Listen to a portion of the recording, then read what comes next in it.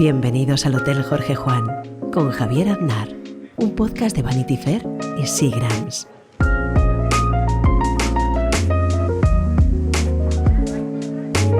Hoy tenemos de invitado en el hotel a José Ángel Mañas. ¿Qué tal estás, José? Buenos días, Javier. Muchas gracias. Aquí encantado.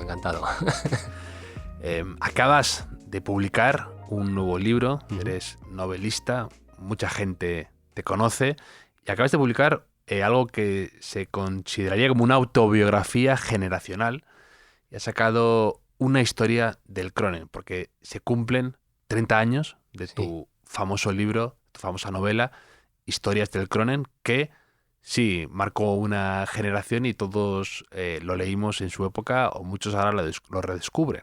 Entonces, has sacado este libro para un poco celebrar y hacer repaso, ¿no?, de todo eso. Y hacer repaso y para sorprenderme a mí mismo, ¿no? Tú lo has dicho, yo soy principalmente novelista, es el género que más he cultivado. Me gusta concebir la novela, me gusta decir que es una especie de... El novelista es como un marionetista, ¿no? Que yo siempre entiendo que cuanto más en la oscuridad esté, pues es mejor mejor para todos. Creo que te fijas más en las marionetas, que cobran mucha más vida, y siempre he tenido mucho pudor a la hora de hablar de mí mismo. Pero bueno, digamos que se prestaba las circunstancias, habían pasado 30 años, se iba a republicar otra vez Historias del Cronen, que esta vez va a salir en de bolsillo, ¿no?, en Penguin Random House.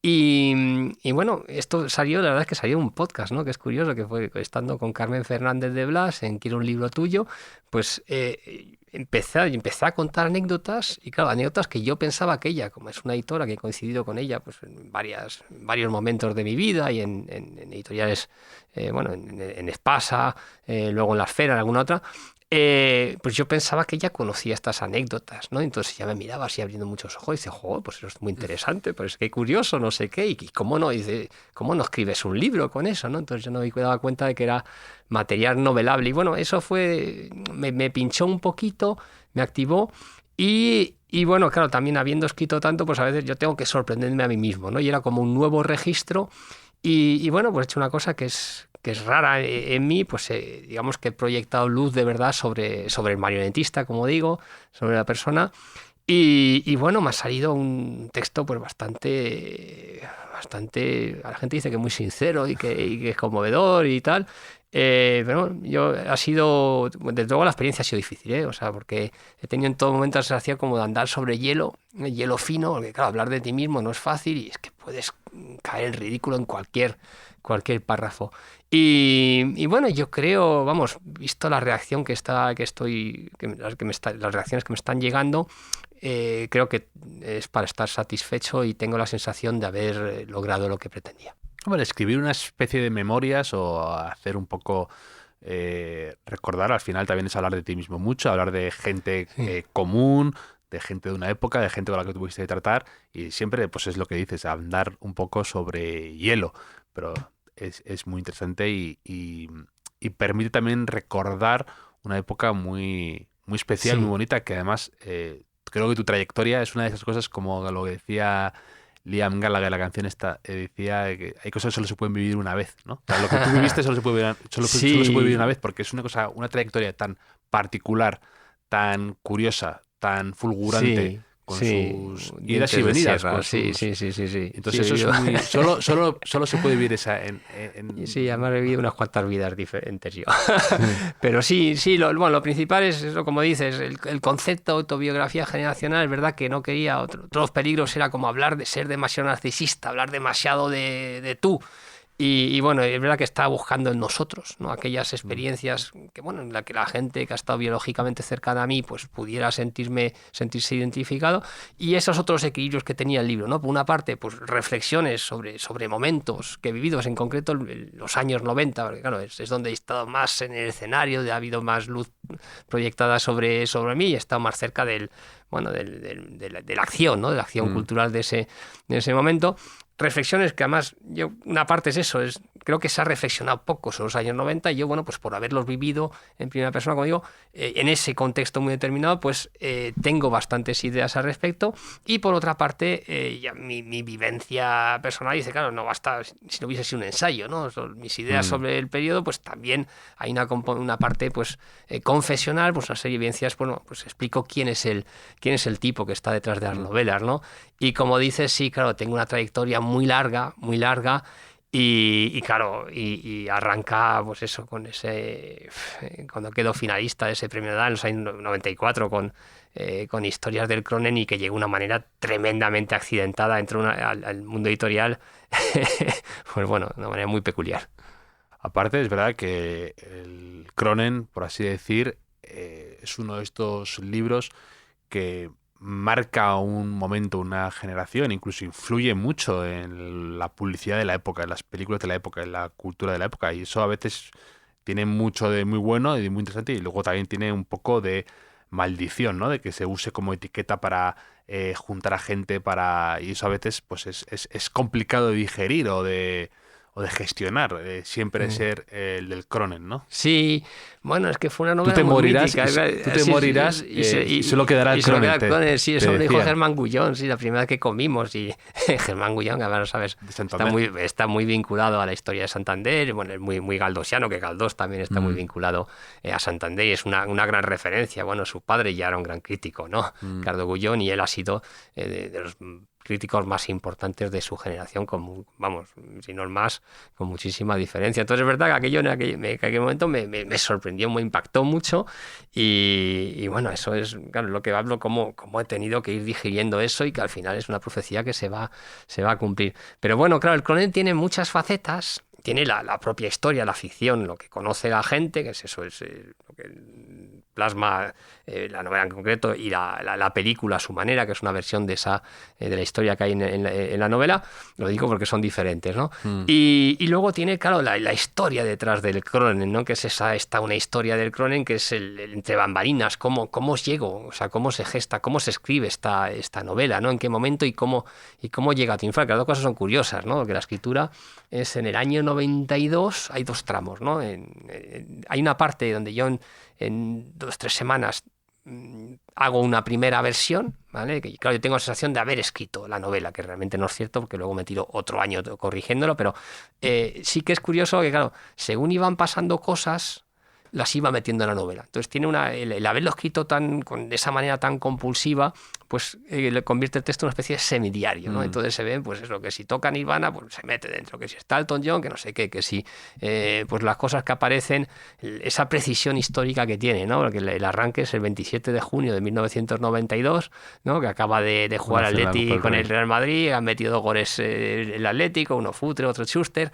y esto la pandilla con está muy cabreado, que son madridistas, porque ha fallado Mitchell un penalti, pues claro, entonces eso solo se puede escribir de esta manera, como estando es este concepto un poco de semidiario, ¿no? Y luego, bueno, pues evidentemente en la televisión pues se ve la guerra de Yugoslavia, se ve lo que pasa en las Olimpiadas, cómo va llegando la llama, hay pequeños detallitos así, y eso eso ya digo que luego, evidentemente, pues durante un año pues lo estuve retocando, se corrigió y tal, y bueno, pero esa componente de semidiario yo creo que es unas cosas curiosas que tiene el Cronen, ¿no? Que levanta cosas que han ayudado a que tenga ese éxito, pues como levanta acta, ¿no? de su tiempo, ¿no? De una manera como muy, muy precisa, por una parte en lo histórico, por decirlo así, y muy precisa también en lo filológico, ¿no? Y luego, claro, la gracia de ese libro, pues claro, yo no tenía yo no sabía qué hacer, claro, yo después de corregirlo y tal, y ponerme, bueno, pues lo tienes ahí encima de la mesa, es un manuscrito, y dice, bien, a mí me gusta, me parece que tiene unos personajes, que tiene unas situaciones, que hay unas anécdotas, sientes que está bien, que hay algo fuerte dentro, claro, evidentemente con sus defectos, como inevitablemente una primera novela, pero tampoco sabes muy bien lo que vale. Esto te lo tiene cada recepción, ¿no? Pero bueno, el caso es que ahí me planteé, mi gran cosa de cómo accedo a la publicación. Y claro, a mí me gustaba leer, me gustaba escribir, estaba muy obcecado con escribir una novela, la consigo. y de repente, ¿qué haces? Y claro, eso fue graciosísimo porque de repente se me quedó cara de gilipollas diciendo, bueno, ¿y qué? Y ahí me desatascó pues esta amiga mía que tenía, bueno, su padre sí que era novelista profesional y le di el libro, que era eso porque no le gustó para nada, pero me dijo, dice, yo creo que para quitarme en medio, ¿no? Este pesado, y bueno, dile a tu amigo que se presente a un premio literario, ¿no? Y bueno, como no tenía otra opción, lo hice, entonces, bueno, compré la revista Leer, que no es que leer, la revista Leer en aquella época, que publicitaba, los premios literarios eran muy importantes, eran lo que decía el IBES, las oposiciones a escritores, ¿no?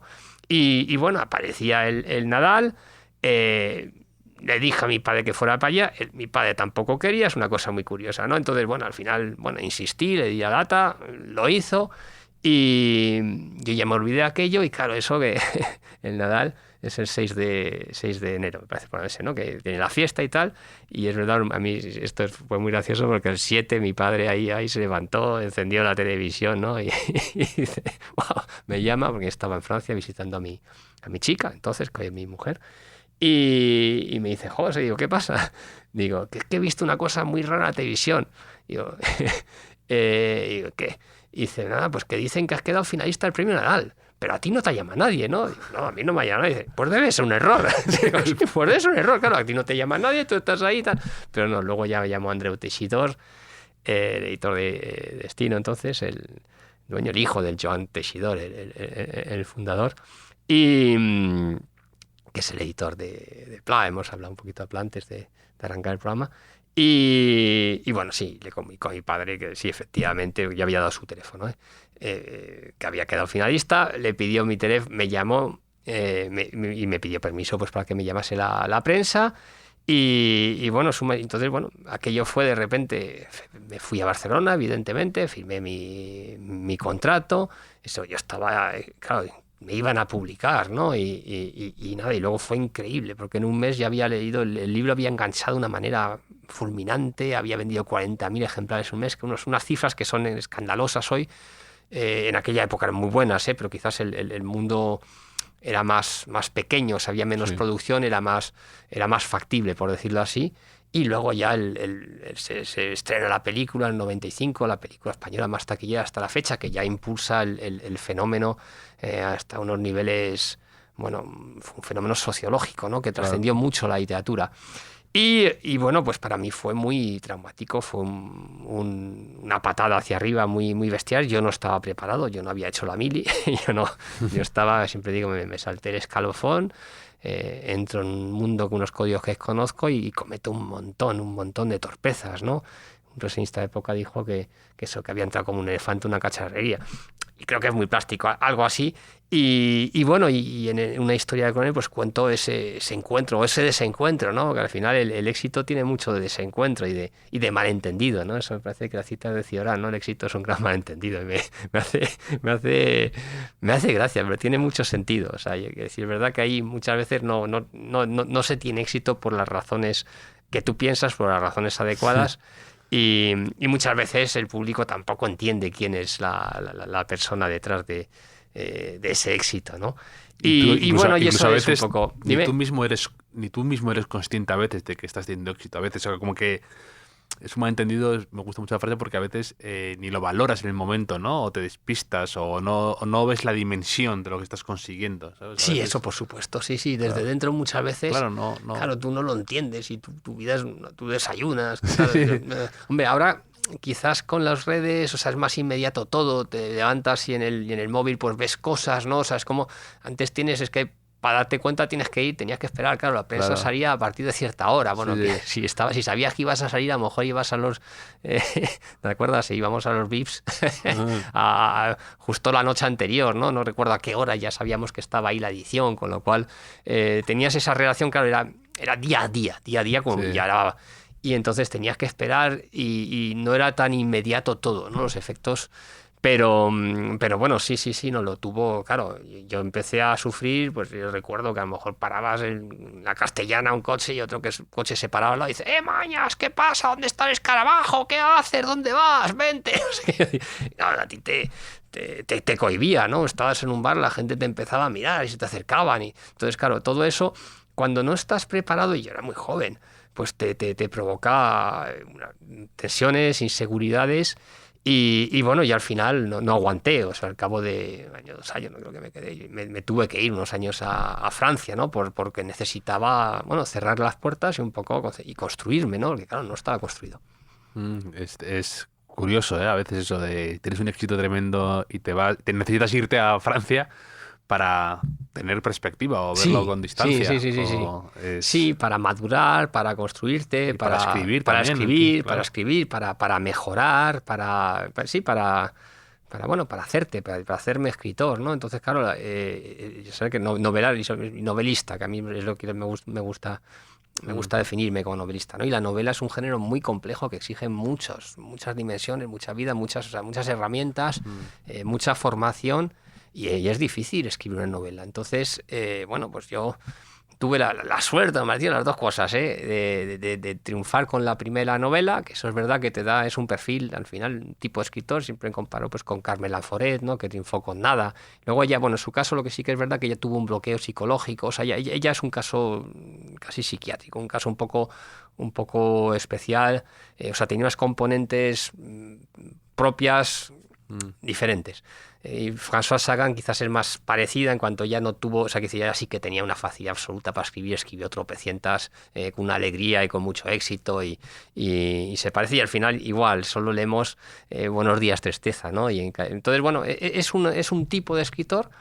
Y bueno, tiene sus cosas buenas y sus cosas malas, ¿no? Y yo, entre las cosas malas, es que, claro, yo no estaba hecho como novelista y tuve, como siempre digo, he ido aprendiendo sobre la marcha y todos mis ensayos se han visto, todo mi ensayo y error ha sido público, ¿no? Pues con algunas novelas mejores, otras peores, sobre todo en aquella primera etapa donde todavía me estaba formando, ¿no? Porque evidentemente si triunfas a partir de los 40, pues ya estás hecho. Sí. Entonces ya llegas, ya toda esa etapa de tanteos, pues no se ve, ¿no? En mi caso, pues sí están ahí. Y bueno, pero forma parte, pero es gracioso, forma parte de mi historia. No, y está bien como ocurre con la música, que tú también hablas mucho de ella y tiene una presencia importante en todo lo que escribes, pero que a veces alguien tiene un gran éxito con una canción y luego le piden siempre que toque esa misma canción o que replique ese mismo álbum. Entonces es una relación amor-odio con tu propia obra que no deja de ser interesante. Y los mismos que te critican por hacer lo mismo, te critican por no hacer lo que ya hacías y intentar cosas nuevas. Sí, ahí, claro, las actitudes pues son diferentes, ¿no? O sea, que si cada uno lo lidia con ello como puede, o sea, un Bob Dylan pues decide que él no toca los que tú esperas, esos éxitos, no los va a tocar. Y si los toca, toca transformados de tal manera que no los reconoce ni la madre que los parió. Sí. Ahora sale en la película esta suya. Sí, todavía no la he visto. Tengo ganas, tengo ganas de verla. Me apetece porque es un personaje es peculiar. En todo caso tiene su momento fantástico. En los años 60 de repente saca 4 o 5 discos, que es increíble. Que haya podido en un periodo de tiempo tan corto, o sea, son unos años milagrosos suyos, ¿no? Ese es Bob Dylan. Luego hay, lo más habitual es eso. Estoy pensando Sánchez Ferlosio con el Jarama. También le pesaba mucho. Su caso quizás también es que a él le gustaba, yo no sé, pensaba en sí mismo como pensador, como filósofo, se le quedaba corto, ¿no? O sea, quiero decir que la novela en el fondo le molestaba ver triunfar una novela, no tenía respeto del género, ¿no? Que yo creo que sí que lo tengo, o sea, de libro, es otro tipo de perfil. Pero bueno, cada uno lidia con este tipo de situaciones como puede, ¿no? Estoy pensando así en Enrique Urquijo con el Déjame, que tiene es la primera que compone, y luego el tío, fíjate todo lo que dio de sí, todo, y se pone a cantar, o sea, hizo mucho recorrido y queda. Bueno, pues es una tipología y cada uno, o sea, tienes que lidiar con ello como puedes. El ejemplo de Bob Dylan me gusta porque Bob Dylan es alguien que se ha reinventado 80 veces. 80 veces. Es alucinante. Pero rompe con su pasado. Totalmente. Entonces, de alguna manera, salvando todas distancias con otros planteamientos, pero yo me he ido reinventando también, ¿no? Pues por ejemplo, cuando me meto en la novela histórica, el género, es decir, voy probando, voy rompiendo paredes, rompiendo techos, rompiendo esquemas mentales, y Bob Dylan es una de esas referencias que tengo en mente de decir, pues que hay que reinventarse, tú no puedes para seguir 30 años y para más adelante, o sea, tienes que sorprenderte a ti mismo, no puedes estar, pero al mismo tiempo, a diferencia de Bob Dylan, yo sí que tomo, o sea, yo estoy muy agradecido a Historias del Cronen y siempre prefiero quedarme, sí, claro que para mí fue traumático y tal, el cuento está muy bien, pero prefiero quedarme con el agradecimiento, lo positivo, lo mucho que me ha dado esa novela, que gracias a ese éxito pues me ha permitido dedicarme profesionalmente a escribir novelas, ¿no? Sí. Que es un auténtico privilegio. Entonces, quiero decir que no me cuesta, no hago como igual. Sánchez Ferlosio, pero llegaba un momento que no había que hablar del jarama. No le hables del jarama. Y a mí eso no me... O sea, entiendo que a la gente le guste Cronen y que me pregunten por ello y no tengo ningún problema de introducirlo en mi discurso normalmente y hablar y resolver cualquier cuestión, no duda. Y bueno, sí, es verdad que tuvo mucha repercusión. Y se leyó masivamente, ¿no? Que por eso digo, es que, claro, era un momento en el que el libro, primero, estaba todavía muy en el centro de la cultura, ¿vale? Que yo creo que eso ha cambiado, porque claro, es que yo en tiempos de mi madre, pues siempre digo, mi madre para el ocio tenía entre tocar el piano y leer un libro, exagerando un poco. Pues claro, entonces pues empezó a entrar el cine, la televisión, los videojuegos, las redes, y sigue, muchísimas más opciones de ocio que hay ahora mismo. Entonces yo creo que eso sí que ha perdido un poco de influencia. Y cuando digo influencia, siempre la gente me dice, no, pero es que Gómez Jurado vende muchísimo. Yo me refiero, no es vender, porque el que más, sí hay algunos que están vendiendo muchísimo, me parece, pero es una propuesta intelectual en formato libro que la sociedad consume masivamente y que genera un debate social. ¿Vale? Por ejemplo, Cronen tuvo eso con respecto pues, a una cierta juventud, una manera de vivir la noche, etcétera. Otro ejemplo que siempre pongo, me parece parecido en términos de este tipo de influencia, pues es Patria. En el 2016, pues Patria da voz a las víctimas de un conflicto y también se debate, se genera una reflexión social al respecto, ¿no?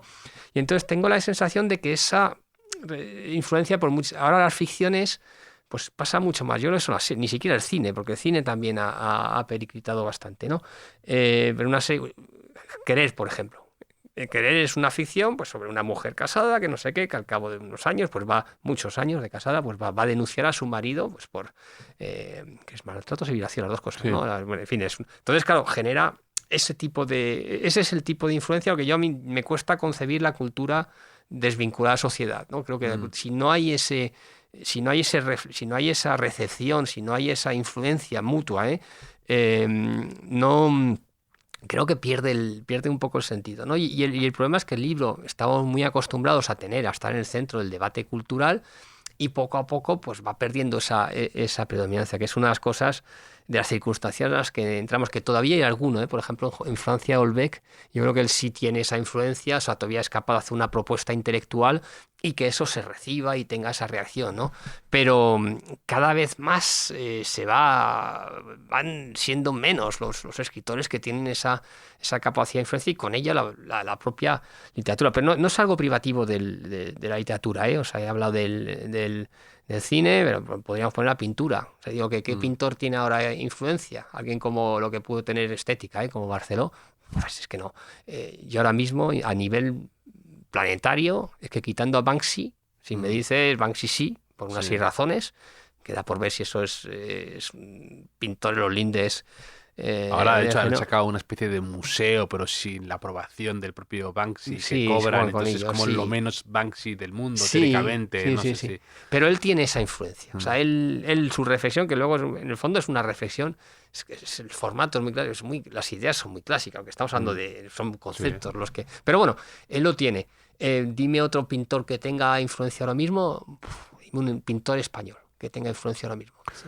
No, es más muy difícil. Ha quedado, o sea, ha perdido sencillamente. Y eso era mucho más habitual. Si empezamos en los 80, claro, de un Barceló, del Hortelano, quiero decir, te salen nombres muy rápidamente, ¿no? Hasta un McNamara, quiero decir que te sale con todos, quiero decir, no estoy, pero son gente que ha tenido, que tenía, o sea, se llegaba Equipo Crónica, no sé qué, llegaban, calaban en la sociedad. Y eso ahora mismo creo que cala menos, ¿no? No sé, en el caso de la pintura no he reflexionado sobre ello. En el caso de la literatura, sí, ¿no? En el caso del cine también es bastante evidente, pero bueno, claro, el trasvase del cine a las series, pues es un poco un cambio del formato, lo audiovisual ha perdido, es el mundo de las salas el que ha perdido, que se han vaciado las salas.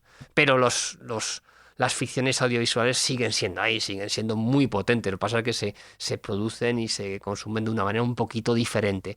Pero bueno, y en ese estamos. ¿Tú te consideras, por ejemplo, alguien nostálgico o no? O sea, No, soy muy poco nostálgico, muy poco nostálgico. De hecho, la nostalgia siempre me parece un sentimiento extremadamente reaccionario, en el sentido que, claro, es pretender que las cosas sigan igual. No se puede. Te puede tirar, pero es que hay que adaptarse. O sea, yo eso, me encanta, el otro día estaba hablando de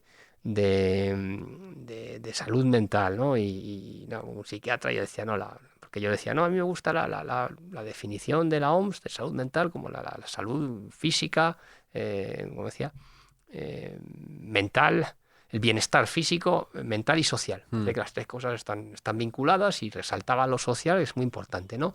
Y decía, pero bienestar, ¿qué quiere decir?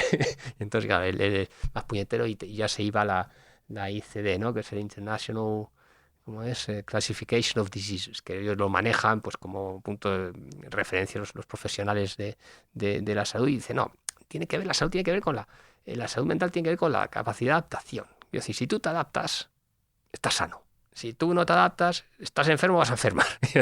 Entonces, yo procuro al final es que te tienes que adaptar. Dice, los nuevos tiempos pues son los que son y hay que adaptarse. Es que si no, es que enfermas, ¿no? Entonces yo lucho mucho contra la nostalgia, que puedo tenerla y me encanta, que decía, aquí vengo yo.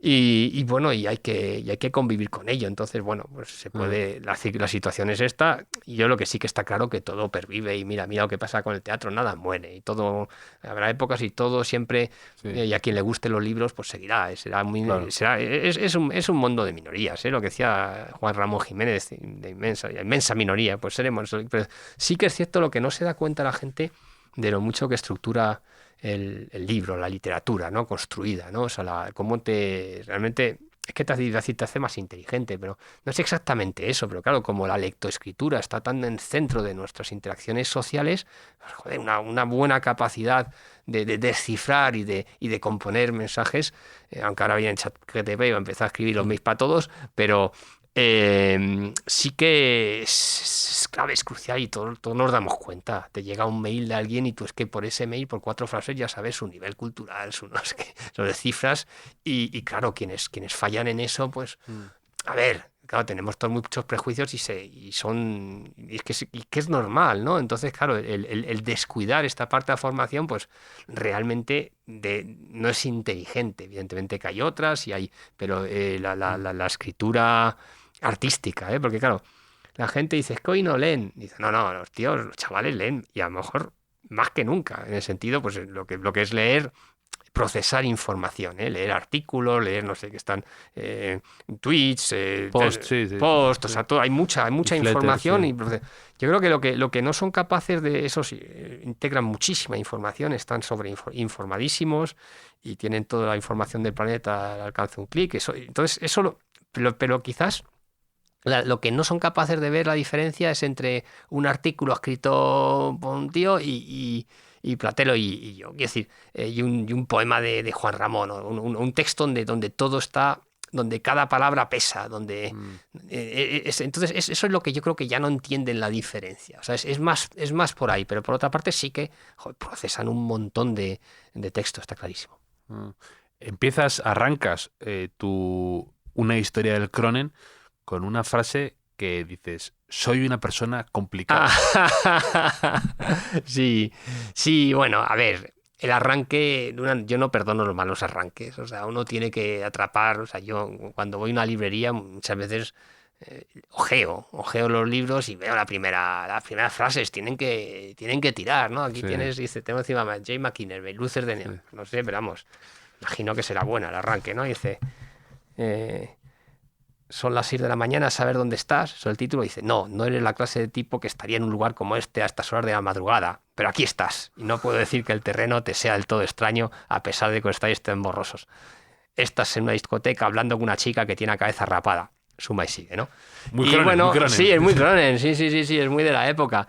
hay que interesar, tienes que interpelar, tienes que meter de lleno al lector en tu novela, ¿no? De hecho, de las cosas que más me gustan de Cronen es el arranque. Que dice, Sí. me jode ir a Cronen los sábados por la tarde porque está hasta el culo de gente, no hay ni una puta mesa y hace un calor insoportable, Manolo que está a la barra Sudando como un cerdo. sudando como un cerdo, sí, suda como un cerdo y tal. Entonces, sin darte cuenta, primero está, o sea, de inmediato en 3 frases estás en una situación que reconoces, las sensaciones de entrar en un bar y tal.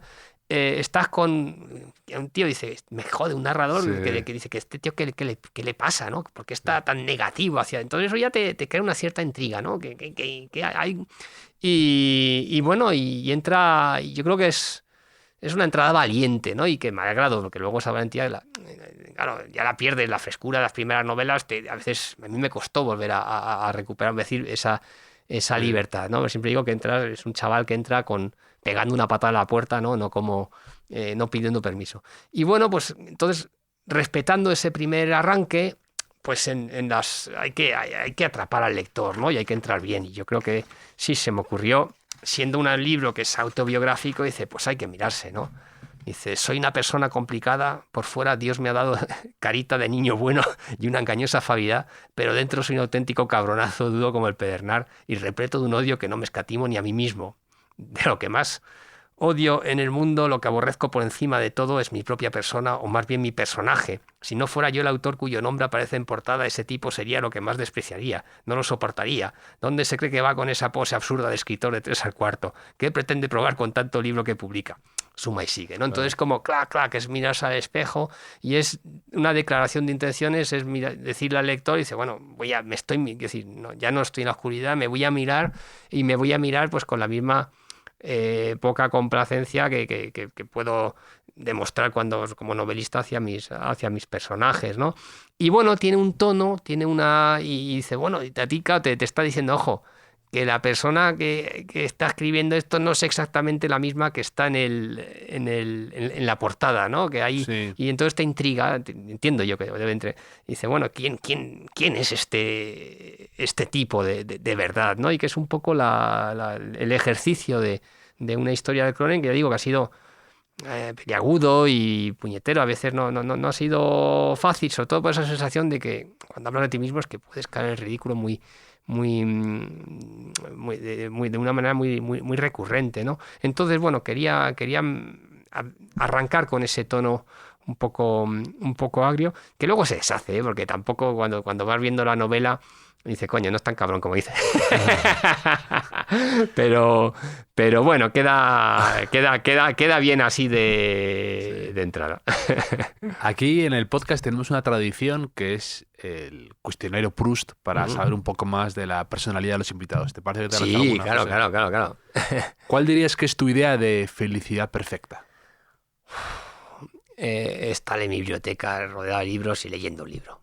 En tu biblioteca muy ordenada, me has dicho. Muy ordenada, hombre, por supuesto. orden Eso forma alfabético, parte, ¿eh? sí, por orden alfabético. Y claro, eso da una sensación de control, de estabilidad y bueno, sí. O sea, eres esa persona que Poco maniático. que coge un libro, lo está leyendo tal, y luego lo devuelve a su sitio. Totalmente.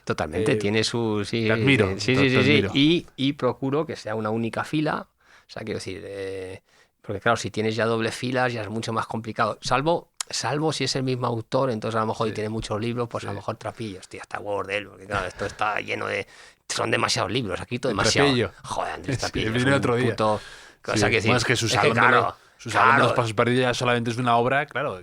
te ocupa ya la mitad de tu biblioteca. Sí, o sea, sí. es inabarcable, es fantástico, es maravilloso. Pero claro, entonces en su caso, pues a lo mejor tengo 7 u 8 en primera fila y detrás otros tal, y ahí sí que junto, entonces todo Trapillo lo comprimo un poquito. El ala Trapillo Eso tienes. es, el espacio, la balda Trapillo. Mencionas en tu libro, junto a Montero Glez, dices que no son precisamente mancos que los que compartías. Ah, no, esos tíos, sí, esos tíos son buenos, claro.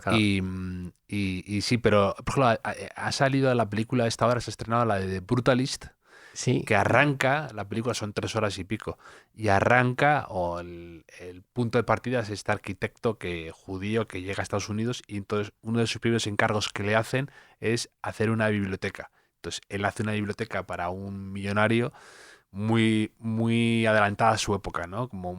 Pero tiene una cosa que no me gusta, que es como que se tapan los libros, ¿sabes? Para protegerte de la luz. Digo, una biblioteca Ah, con los libros tapados no. es un poco, por muy bonita que No. fuera la forma y por muy bonita que fuera la estantería, los libros hay que ponerlos. Pero lo Sí. hacía así para protegerlo de la luz. pero Claro, claro, da no, los pena. libros tienes que verlos, tienes que... Yo bueno, en mi biblioteca, digamos que en la época estaba iba mucho a la biblioteca universitaria del MIGAI y ya me acostumbré a una manera de ordenar las Sí. secciones, ¿no? De filosofía, de no sé qué, por nacionalidades, que nunca es fácil, porque hace con la literatura catalana. Pues, bueno, al final... Esa al final la he sacado, no está con la española, la he puesto al lado. Pero bueno, tienes que tomar ese tipo de decisiones. Pero sí, no, los libros tienen que estar muy a la vista y me gusta pues como están aquí, o sea, alineados hacia afuera, ¿sabes? Sí. Que estén, que haya una homogeneidad en la fila para poderlos ver de un golpe de vista, ¿no? Y te reconfortan. Y bueno, pues a veces dice, mira, pues es de alguna manera, dice, coño, siempre tú has quieres estar en una biblioteca, ¿no? Entonces es como yo tengo a la gente que quiero, como escritores, los tengo ahí. Luego hay otros.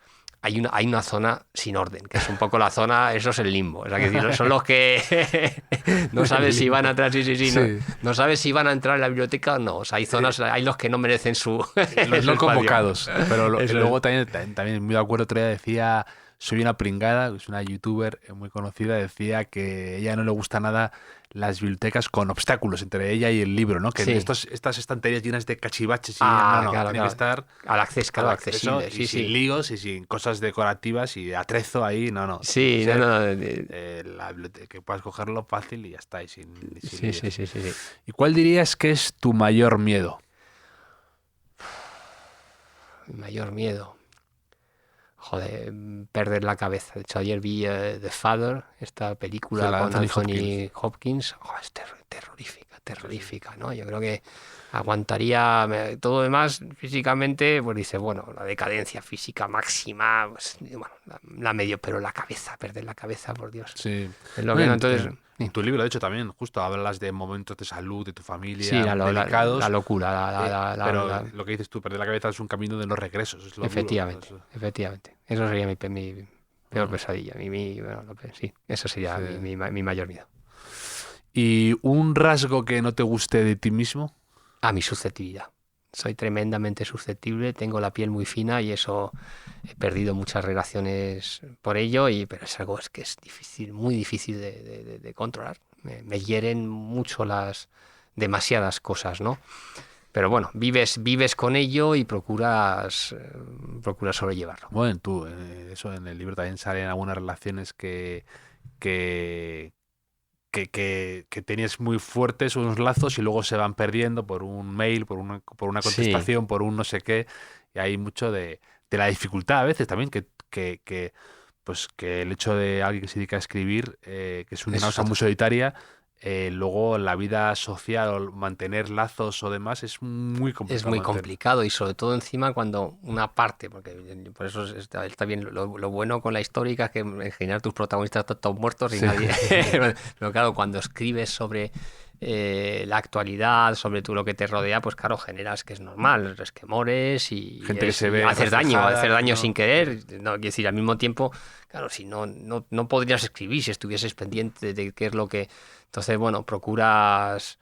Pero vamos, sí que es verdad que eso, yo tengo ese defecto principal y que me ha generado muchos problemas, ya más allá de literatura, en general. Pero bueno, es así. Y sí, he roto muchas relaciones demasiadas veces y sí, lo lamentas porque dices, si es que al final si lo único que queda es esto, ¿no? Pero bueno, así son las cosas.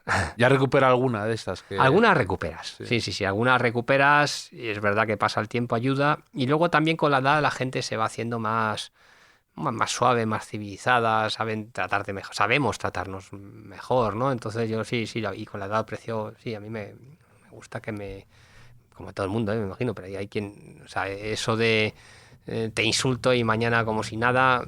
Ese tipo de relación no me parece, es que no lo concibo. Yo procuro no hacerlo y no lo hago, sencillamente. Y es verdad que bueno, es un poco exijo la reciprocidad. Pero bueno, hay con cierta gente que puedes entender y digo, bueno, su manera de funcionar es esta, pero desde luego la mía no. Y entre escritores es muy delicado, ¿sabes? Eso, hay mucho... eso es otra cosa, eso ya sucede, ya lo intelectual, ya es ya ahí, pero casi lo mejor es tratarlo. Bueno, a ver, hay un tipo de escritor con el que sabes que puedes tratar, y hay otros que sabes que, no sé, que puedes separarlo, la literatura de la vida, y hay otros que es mucho más complicado, pero sí, eso es otra dimensión especial. Yo ahí lo que procuro es que cuando estoy con la gente me olvido de que soy escritor, dentro de lo posible. Ya, claro, pero es que es verdad que, por ejemplo, en vuestro caso, pues todo el tema de el concepto de una cosa generacional, una cosa que... Estas cosas que se empeñan mucho también en los periódicos de juntar a escritores de una hornada o lo que ellos consideran, y es como una papilla un poco... Sí, eso es muy español, ¿eh? O sea, las generaciones, la generación del 27, generación del 50, generación no sé qué, bueno, las nuevas autoras de no sé qué. Sí, la generación la generación no sé qué, las Sí, nuevas, exacto. sí, esos Además, paquetes, eso es muy... Es que no se hace tanto en otros países. A la gente le encanta, además, Sí, como ser el que pone en marcha, pero incluso Sí. ser el de la quinta del buitre, ser el no sé Sí, qué, como efectivamente. Pero eso es muy español, ¿eh? O sea, yo creo que es menos en lo literario, es menos en Francia, en Inglaterra, lo veo menos habitual, ¿no? O sea, es muy aquí, o sea, sobre todo en lo de literario. pandillas, de tal, e incluso Sí. de encontrar similitudes, forzar las similitudes, que por muy bien que, o sea, por elementos comunes que pueda haber, o compartir un escenario, o compartir una ciudad, o compartir un momento, Sí. pero forzar a que ver cosas en común y agruparlos como un rebaño dentro de tal, no me gusta. Incluso hay esas fotos que me parecen horribles de una generación, y ves a los escritores forzadísimos, como que son como, además, es un oficio muy solitario, entonces les ves ahí como posando una foto entre gente que además eso es como que les restas personalidad a cada uno, sino que es una cosa, una amalgama ahí de gente. No me gusta. Sí, no, estoy de acuerdo. Sí, igual, por ejemplo, el documental ese que está bien, que me gustó, pero Una generación Coronel, ¿no? De cómo van saliendo ahí distintas personas y distintos momentos. Sí, yo a Luis Mancha le dije dos cosas. Le dije, bueno, primero el título, cuando me dijo, no, lo voy a llamar Generación Coronel, digo, yo no lo veía, no lo... Y luego él me dijo, no, claro, yo entendía, claro, es muy orteguiano, la concepción de generación como biológica y como tal. Y él me dijo, no tiene nada que ver con eso, es generación, o sea, es generación editorial. Él entiende que el libro abrió las puertas a mucha gente y por ahí van, o sea, eso es su concepción. Entonces yo en mi cabeza, yo tengo más la tuya, o sea el 27, o sea, entre la amistad y la cercanía biológica, las dos cosas juntos, ¿no? Entonces sí, no, hombre, con la gente con la que a mí me juntan, pues claro, yo, Ray Loriga, nos hemos visto, ya nos vimos en los premios Zenda, nos saludamos y ya está, no tiene... 4 veces, aquí sí que si nos hemos cruzado y no hemos conversado nunca. El café comercial una vez. Sí, bueno, sí, un poquito, sí. Ese día vino, pero bueno, nos tomamos unas cañas y no hubo mucha... No sé, yo creo que no tenía... No sé, no. Con Lucía, pues igual, nos hemos debido cruzar, sí, 3 o 4 veces, en una cena, en un premio y nada, y en la FNAC, cuando montaba ella... o sea que no, entonces claro, yo no considero esa, o sea, Luis Mancha sí, al final, a raíz de ese documental nos hemos acabado juntando, me gustan los sociólogos, tiene una tertulia en Ateneo y está ahí Julia Varela y con gente muy interesante, ¿sabes? Está Fernando, en fin. ¿Y un rasgo que no soportes en los demás?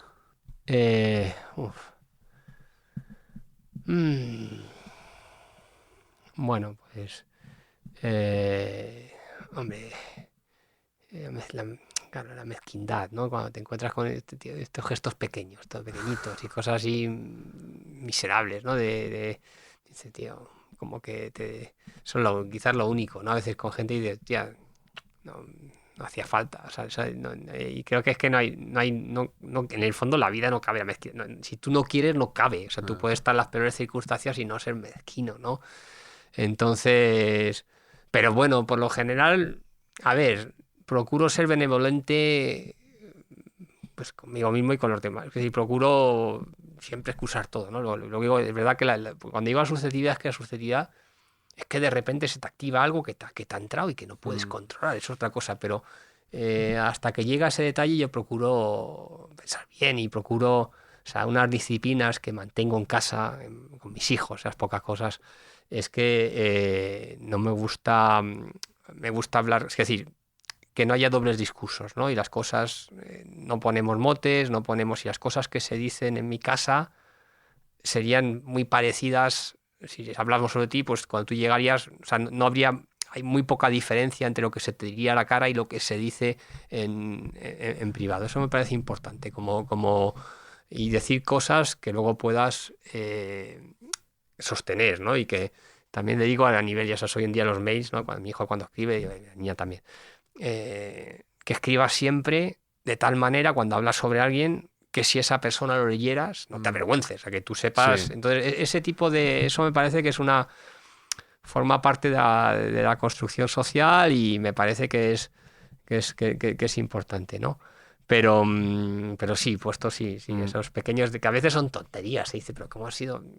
Que pueden ser chorradas tales, pero que te digo que no llegas a, evidentemente, no tiene una consecuencia. Pero dices, joder, si te hubiese ahorrado eso, no habríamos... Pero bueno, luego todos, de vez en cuando, que evidentemente, pues todos caemos en ciertos momentos que más bajo de lo que tú pensabas, ¿no? Dices, hostia, pero bueno, por lo menos la voluntad está ahí.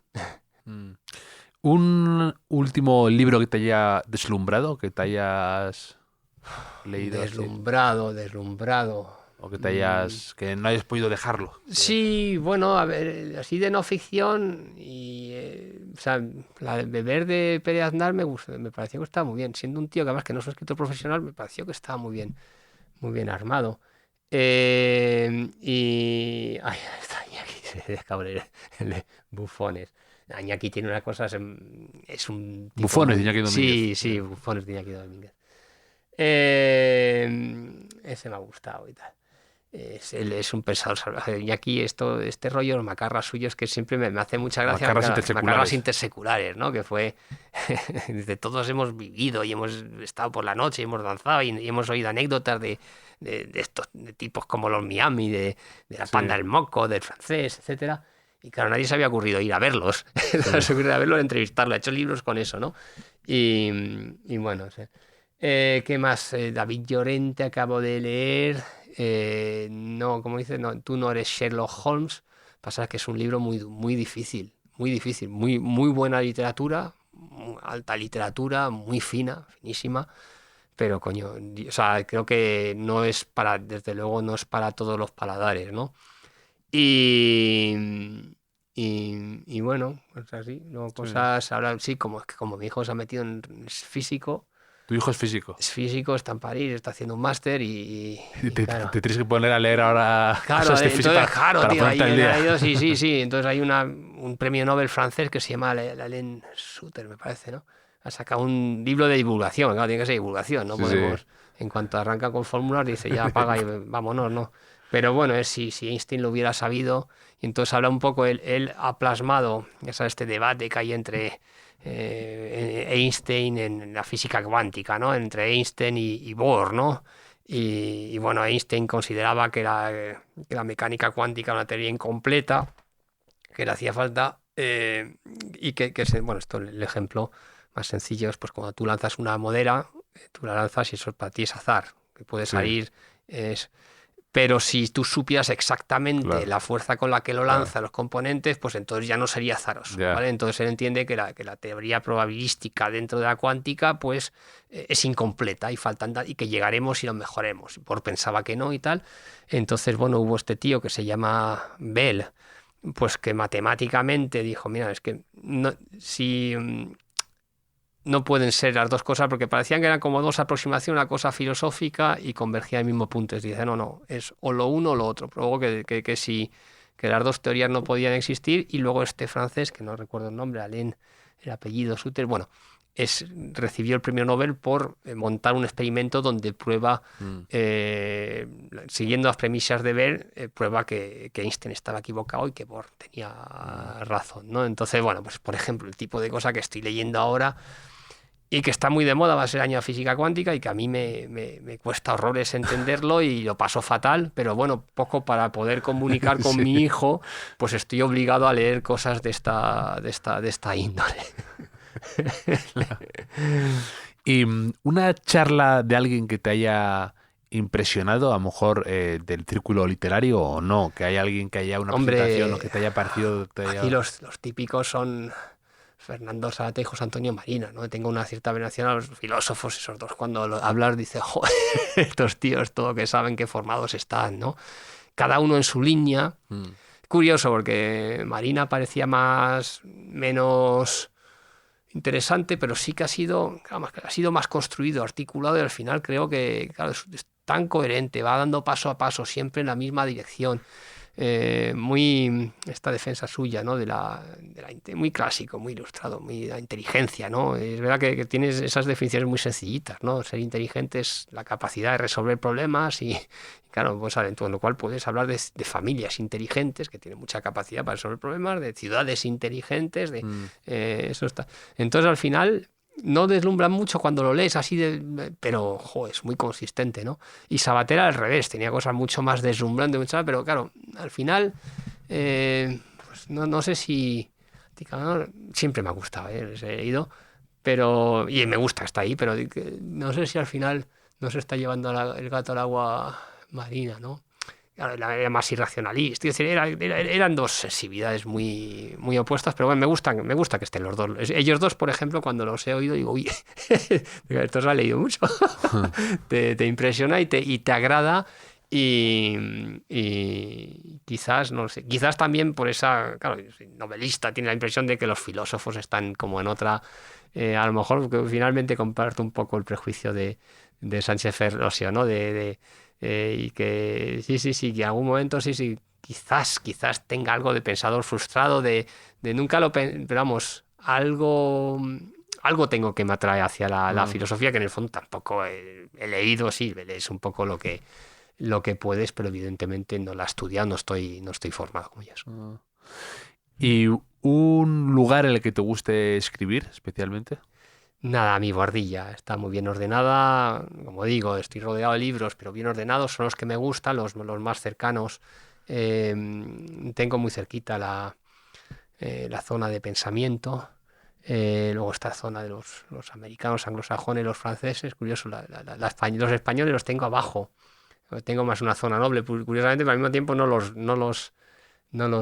veo, quizás también está bien, porque sientes menos rivalidad, ese espíritu competitivo que te puede salir, ¿no? Que eso tenía mucho Hemingway, ¿no? Y ahora estoy compitiendo, parecía que estuviera, dice, y ahora estoy ya escribiendo mejor que fulano y mejor que tal, y ya me falta, ahora estoy con Tolstoy, a Tolstoy le voy a... Eso yo creo que es muy difícil, ¿no? Es muy difícil, yo no lo siento así, ¿eh? O sea, yo creo que cada cual tiene una personalidad y somos todos muy diferentes y no los... Pero bueno, sí que la visión de esos libros te puede perturbar en un momento dado y prefiero no allí donde trabajo. Entonces bueno, es una guardilla y tengo la vista, bueno, sobre la plaza del pueblo donde vivo, que es ahí está la cigüeña con su nido y tal, y una vista por encima de las casas aledañas, ¿no? Y entonces, bueno, es agradable porque ves el cielo despejado y entonces no me he acostumbrado mucho y es el lugar en el que trabajo y tengo mi mesa y al lado tengo una mesa alta para escribir de pie. Entonces tengo el ordenador portátil que lo voy trasladando. Entonces a veces me pongo un par de horas de pie y cuando ya me duele las piernas o lo que sea, ya me siento, ¿no? Y si estoy cansado, entonces voy alternando la posición sentada. Es fundamental, ¿eh? Y de tiempo pie. sentado te mata la mata. espalda. Sí, yo siempre digo que unas cosas de qué tienes que tener para ser escritor y yo digo una buena espalda. O sea, una buena espalda es crucial. Parece que no, parece una tontería, pero no es ninguna tontería. Siempre me sorprendió a mí Miguel Ángel Martín, el dibujante de cómics, que tiene que ver, fíjate cómo ha infundido y me dijo que no podía aguantar sentado más que una hora, con lo cual tiene que dibujar o sea, su estilo ha sido condicionado por eso, que tiene que dibujar muy rápido, tiene que ejecutar a gran rapidez para aprovechar, ¿no? Y claro, me parece una desgracia absoluta, ¿no? Yo por el momento la espalda me aguanta bien. Y un poema que siempre tengas o que te sepas o que tengas ahí como presente de alguna manera en tu vida. Bueno, caminante no hay camino, ¿no? Machado yo creo que de esto que es adolescente, pero te te llega. O Vallejo, Los Heraldos Negros, tiene, o sea, ese es un poema muy negro, muy, ese es muy bonito, muy bodelariano, o sea, muy romántico, ¿no? Esos dos estarían, me gusta. Y luego te puedo hacer, o sea, como adolescente es una tontería, y que Pablo Neruda sea lo que quiera, pero los 20 poemas de amor, o sea, tiene una musicalidad. Sé que Trapillo lo odia, siempre pone a parir a Neruda en cuanto puede y tal. Y es verdad que como personaje en la guerra civil es cierto que no se comportó muy bien, decía, ¿cómo se llama este hombre? Morla, Carlos, coño, el embajador chileno que estaba aquí, bueno, que en vez de acoger a gente se la llevaba y tal. Su hija también la critica mucho. Efectivamente, tenía, o sea, tiene unas componentes como persona peculiar, pero y luego yo entiendo que haya quien, claro, es la facilidad tan extrema que al final te puede jugar una mala pasada, ¿no? Que yo creo que pasó, cambiando de tercio, por ejemplo, a Iker Casillas, ¿no? Que era un portero tan intuitivo, eran todos reflejos que, claro, este tío no había que enseñarle nada, ¿no? Entonces, ¿qué pasó? Que creció y cuando perdió esos reflejos, claro, no estaba construido, ¿no? Entonces, la facilidad puede tener a veces eso, y quizás Neruda tenía tanta facilidad que a veces y a lo mejor otros tíos con menos facilidad han llegado, se han construido más. A veces te cuesta, a veces, pero luego, claro, también con el tiempo, con los años, pues lo vas a veces no tienen esa naturalidad y esa musicalidad pero bueno, tienen muchas veces tienen, bueno, ese meollo más sustancia.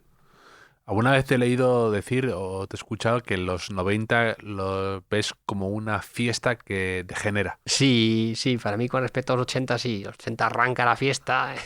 Esa fiesta, yo siempre lo pongo, claro, con el tiempo vas cobrando perspectiva histórica, ¿no? Creo que es un poco el momento de la transición, muy político, y llega un momento en el 80, pues llega el PSOE y de alguna manera se da la sensación de que esto ya está consolidado, pasa el golpe de Estado, y de alguna manera, fíjate que todo salió bien, pero pudo salir mal, es que nos olvidamos. Pero bueno, el caso es que salió bien y era evidente que estábamos ahí, y parecía que la lucha por la democracia ya estaba ganada y que no había nada que hacer, etcétera. Y entonces, de alguna manera, que tocó, pues es un momento muy, muy hedonista y muy, muy lúdico y disfrutar, ¿no? Y yo siempre, joder, era...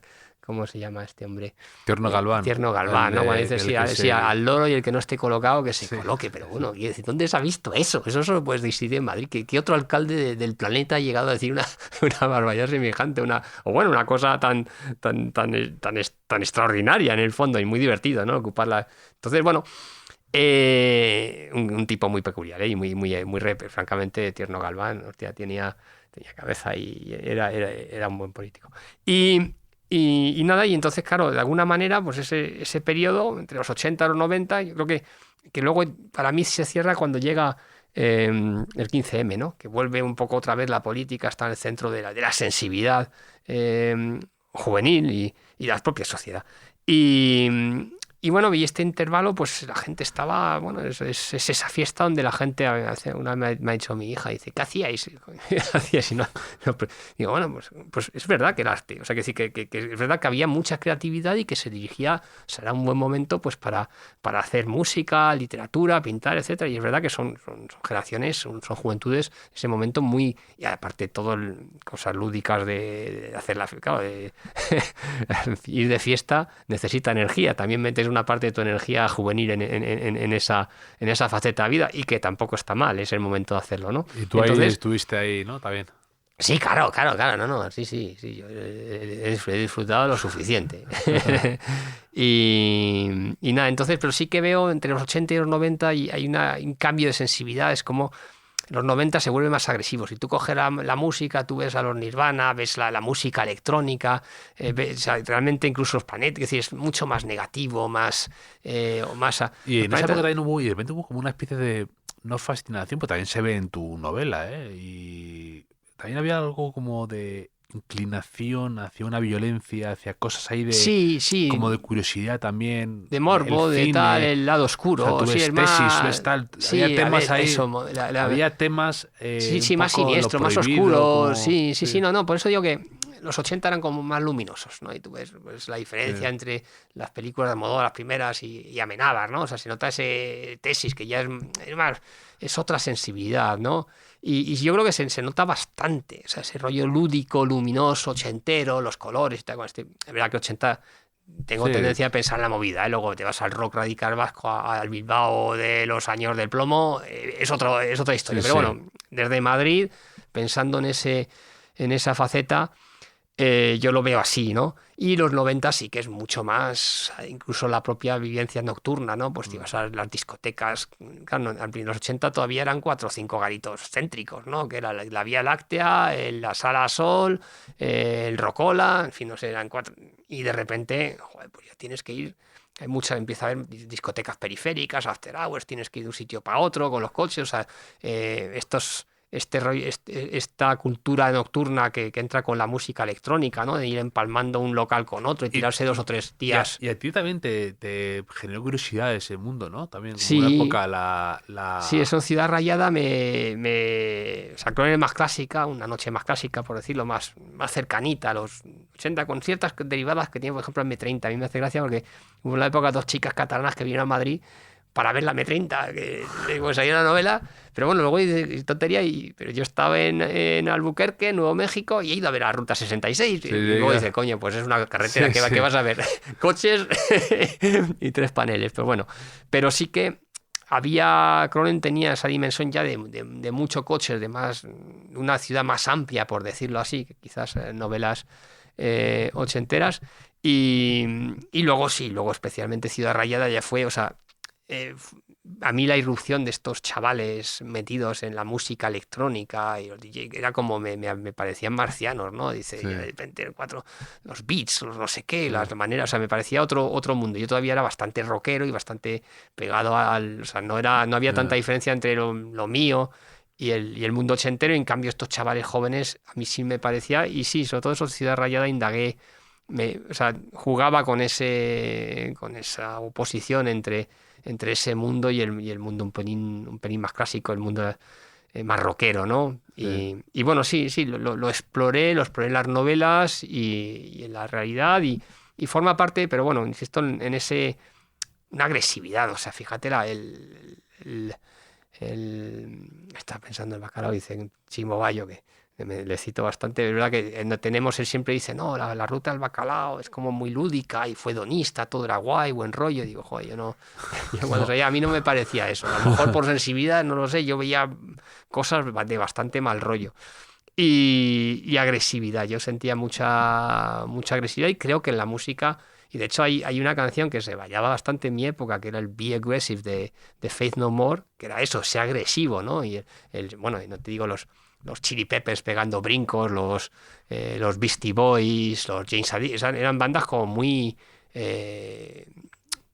agresiva, que dice una actitud agresiva y una violencia interna, incluso lo que decíamos, los gritos, ¿no? Los Nirvana, como grita, como, o sea, ese tipo de... Entonces yo creo que eso está en toda, incluso un Dover, ¿no? Hay esa rabia, hay mucha rabia, creo que había mucha más rabia en los 90, por las razones que sea, que en los 80. Luego también empieza una cierta crisis institucional de la que yo creo que no nos hemos recuperado, pero bueno, eso entramos en otra derivada. Y hace poco volví a ver la película Historias del Cronen, que sé que tienes una relación... Sí. No, es otra cosa. Pero el tema de los coches ahí y tal, hay escenas muy... Sí, no estaba mal. Fíjate, o sea, las escenas en coche... Eso parece dificilísimo hacer hoy en día. No, las escenas en coche son de las que más me gustan dentro de la película. Sí, fíjate, ahora que lo dices... Sí, bueno, se juega con esa escena de ir en dirección, que era muy ocurría en la época, de vez en cuando todavía ocurre, que alguien se mete por el carril que no debe, y que por una apuesta o por lo que sea, y claro, puedes provocar... y bueno, pues jugaba unas escenas de la novela, es esa, y la recrean en la película, y efectivamente, ahora que lo dices, sí, esas de las cosas que más me gustan de la película. ¿Y cuál dirías que es tu estado de ánimo actual? Mi estado de ánimo... muy bueno. Joder, estoy estupendo, tío. Teniendo en cuenta... Es que yo tenía un año 24 muy malo. 23, 24, hay un par. Y en cambio, pero es que llegó el nuevo año. Digo, mira, ya está bien. Ya A está, estrenar. a estrenar. Digo, no, y me dije, me cogí de las orejas a mí mismo. Ya, se acabó, piensas en positivo y tiras para adelante. Y entonces me he obligado a un cambio de actitud salvaje. Y a verlo todo, incluso la manera que promociona. Estoy muy bien y muy contento, además muy contento con la reacción que está provocando una historia del Clone, ¿no? Que no me la esperaba. Bueno, la recepción en medios es bestial, pero sobre todo la gente lo lee y me dice, gracias por lo que has escrito. Digo, no sé, ¿para qué no es, yo me he hecho mi propia catarsis y tal, pero bueno. Pero sí que parece que llega, que emociona y que conmueve, ¿no? Y eso es muy de agradecer. Que no está pensado, quiero decir, es verdad que quería hacer un relato descarnado y en el momento en el que lo estaba escribiendo estaba bastante negativo y pesimista en una serie de cuestiones y tenía un punto vivencial diferente y que quizás se plasma y hay algo triste, ¿no? Me parece que la portada está muy bien con esta visión un poco crepuscular, ¿no? Ahí está el puente que puede ser el de Eduardo Dato, bueno, un puente en Madrid pudiera ser el de Eduardo Dato y un personaje que se aleja ahí aquí abajo, ¿no?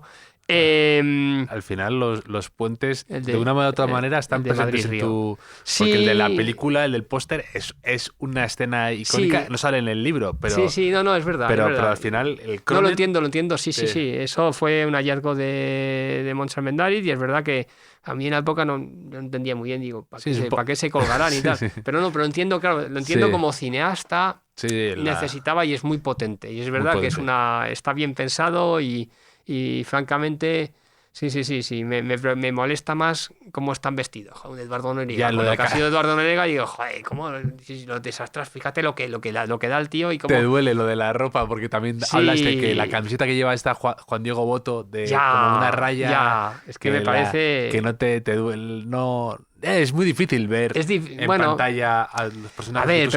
A ver, pero que hubo una... No, pero sí que es verdad que la gente se vestía de una cierta manera y ahí han querido buscar una línea histórica, o sea, que algo como que no tuvieran, y creo que es una equivocación que justamente tendrían que haber ido a la precisión histórica en ese momento, dice cómo se viste la gente en el año 92. Y ya está, no era muy difícil. Con una camiseta de curro.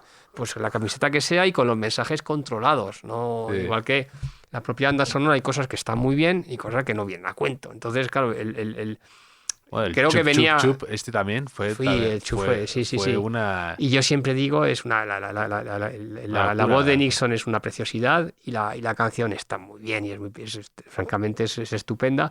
Y la pena es si yo digo, si llegan a cantar en español, estaría al nivel de la chica de ayer, el Déjame. De verdad, ¿eh? Sí. O sea, habría entrado mucho más y ha quedado, ¿eh? Pero eso a mí me da rabia porque me parece que hay que... Además, Francisco Nixon que hace canciones muy bonitas también. También, no es que se esconda en el inglés al revés. Y luego, pero es una opción fue el momento también, ese mundo indie, pues tiraban igual por reacción hacia 80, pues bueno, escogieron que eso cada cual habrá quien le encante, ¿eh? O sea, que sí, que no tengo ningún problema, pero a mí me parece que es que no llegas. Dice, si tú hablas, ¿para qué hablas? ¿Para tu comunidad? O sea, que si no sé, este tipo de concierto que de repente tienen que hablar en español, bueno, nosotros en la zona castellana, claro,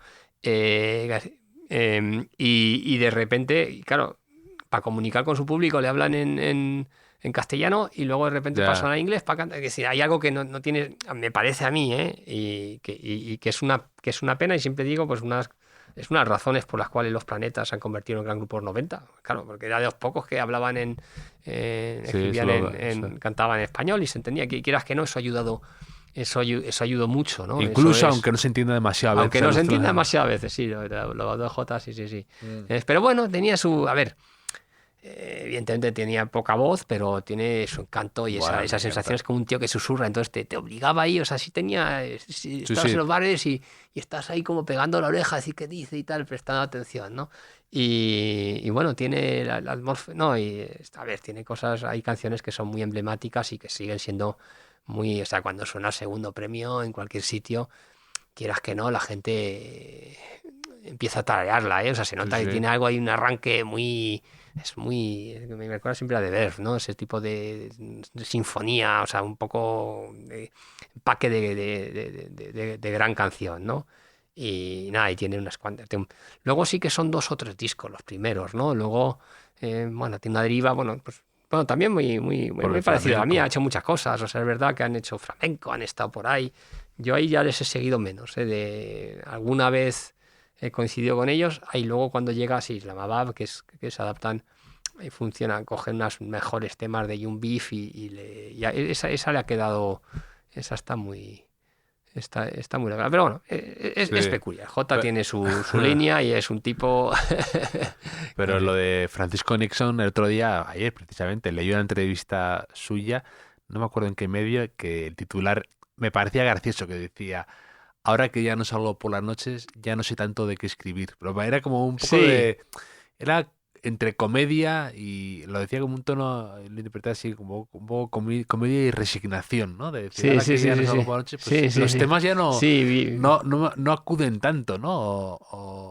hombre, es que al final salir te da esa, que yo siempre digo, los 90, es verdad que por una Tú hasta parte digo, tuviste, perdí mucho tiempo, entre tú hasta comillas. tuviste un bar incluso Sí, sí, para sí. poder, como laboratorio de ideas Claro, casi. entonces a mí quiero decir, yo saqué de aquello sacas, porque a veces digo, joder, que perdí mucho tiempo. Sí, pero por otra parte viví mucho, conoces a mucha gente o sea, que decir, saqué un cierto rédito. Dicho esto, no a corto plazo y yo siempre digo que las drogas para mí emborrachan pero no alimentan. O sea, para escribir, a la hora de escribir necesitas estar concentrado Sí, sí.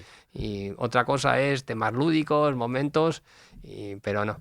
Y entiendo lo que dice Nixon un poco en esa. A veces te hace falta ese estímulo y especialmente, claro, los músicos son momentos muy emocionales. Claro, cuando estás en los bares, la música forma parte Sí.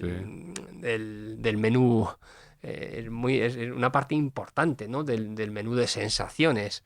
Entonces, claro, ellos además tienen que nosotros, claro, tú persigues las letras, que tenemos una sensibilidad más literaria, ¿no? Entonces Ah, estamos, y te llegan mucho, además es muy bonito, a mí siempre me ha gustado imaginaros, hay letras que te llegan 2 o 3 versos y luego tú ya en tu cabeza sí, te sí, haces te una montas tu película. novela, haces tu propia película que muchas veces es más interesante que Mucho la más. que, Sí, sí. que la que te sugiere, ¿no? Pero vamos, lo entiendo por ahí y luego los estímulos, pues bueno, sí, o sea, es verdad que la composición musical de canciones pop, eh, esos momentos, o sea, no sé, no es lo mismo que la novela que necesitas más tiempo y más seriedad, por decirlo así, más sentarte, ¿no? Ellos, o sea, creo que están más sometidos o son más esclavos de esos momentos de inspiración, de decir, hostia, y hay que a lo mejor, bueno, pues estando por ahí, pues puedes tener más sensaciones, flashes, me imagino que por ahí van los tiros, ¿no?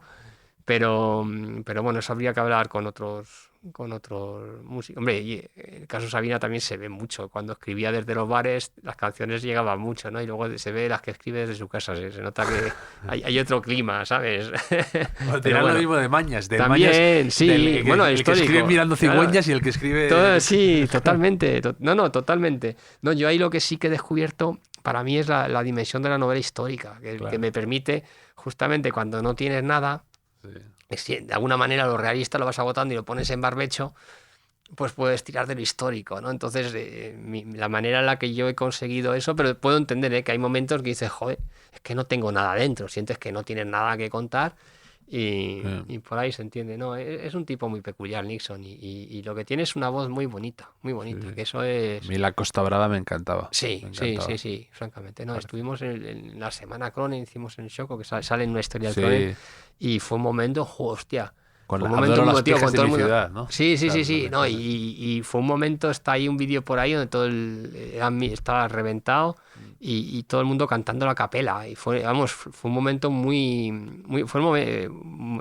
pena. La verdad es que la semana Cronen, que luego bueno, no cuajó por otra serie de cuestiones, pero ese momento fue precioso. Y para ir finalizando, te quería hacer dos preguntas. Una es una posesión preciada que tengas con mucho cariño guardada, que puede ser desde una primera edición de una de tus novelas, o una primera edición de otro libro, o un disco o algo que desde fuera a lo mejor no tenga un valor incalculable, pero para ti sí lo tenga. Pues mira, hay dos cosas que yo primero tengo pocos objetos y soy muy de tirar. O sea, yo quitando los libros y que son una cuestión funcional, trabajo con ellos y tal, pero los demás objetos en principio en mi casa tiro mucho. Y me quedo con poco. Pero y de aquella época sí que hay... Forges me envió después de... Esto ya debió ser con El escritor frustrado. Me envió una viñetita suya, que la tengo enmarcada en mi pasillo, y era un bebé y está siendo entrevistado por un periodista que dice: en su última novela usted da la desideologización con el hedonismo per se, algo así, y otro te contesta gugutata, ¿sabes? Sí. Entonces él estaba pensando en mí, pues que arranqué siendo tan joven y asediado me por puso, la dice, prensa. ¿Cómo me puso? Para José Ángel, dándole la bienvenida a esta guerra. Y yo le contesté: muchas gracias, no sé qué, dice, de un desertor frustrado, algo así, ¿no? Porque acaba de publicar el escritor frustrado. Esa me hace mucha gracia, tengo ahí marcada. Y luego hay una chica que se llama Fuensanta de Murcia, que quedamos una vez y me entregó unas planchas que había hecho sobre historias del Cronen, ¿vale? Recreando momentos icónicos que me encantan, me parecen preciosas. Y luego una edición una vez donde intentamos reproducirlas. Yo creo que volveré a utilizar. Es que me gustan mucho. Y eso, por ejemplo, esas planchas sí las guardo con mucho cariño de esta época. Qué bonito. Y para acabar, un lema que tengas presente o que podría estar a lo mejor en tu estudio. Sí, joder. Que te guste repetirte. Pero es que eso no lo cumplo nunca, ¿eh? Pero vamos, lo que dicen los ingleses, ¿no? Don't explain, don't complain. Sí. No expliques y no compliques. Bueno, ese es uno. No se puede cumplir. Y otro me encanta, esto es de Vigny, ¿no? Alfred de Vigny. Solo el silencio es grande, todo demás es debilidad. Eso también, y fíjate, lo que ya hemos aquí hablado, tampoco lo podemos cumplir. Pero eso, supongo que son dos lemas que me acompañan, pero son nada. Pero bueno, sirven. Dice, bueno, es un buen norte ahí. No se llega nunca. José, mil gracias por pasarte por este hotel, que todo el mundo se dé una vuelta por una historia del Cronen, que si tiene interés en esa época, en ese mundo editorial, en esos recuerdos de los 90, que es una lectura muy, muy agradable. Pues muchas gracias a ti y nada, un placer y hasta la próxima. Y bueno, un saludo pues a todos los oyentes de Hotel.